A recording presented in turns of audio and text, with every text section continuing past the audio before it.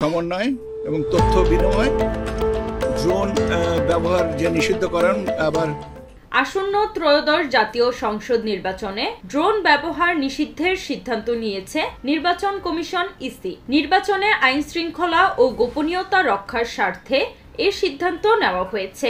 সোমবার 20 অক্টোবর নির্বাচন কমিশন সচিবালয়ে সংবাদকর্মীদের এ তথ্য জানান ইসি সচিব আখতার হোসেন।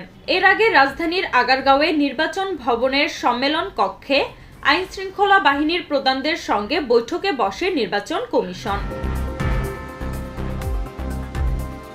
বৈঠকে সভাপতিত্ব করেন প্রধান নির্বাচন commissioner CEC AMM Nasir Uddin.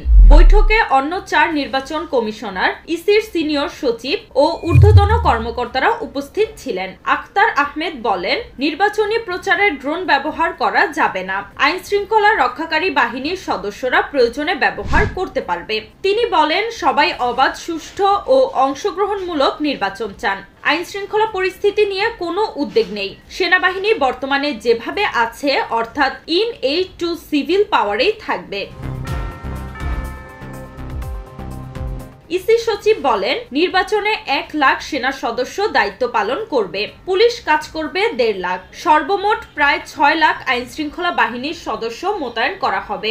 Akhtar Ahmed বলেন, নির্বাচনের আগে আইন শৃঙ্খলা রক্ষাকারী বাহিনীর সদস্য 5 দিনের জন্য মোতায়েন করা হতো, কিন্তু এবার 8 দিনের জন্য মোতায়েনের প্রস্তাবনা এসেছে। এটা আমরা পরীক্ষা করে দেখব।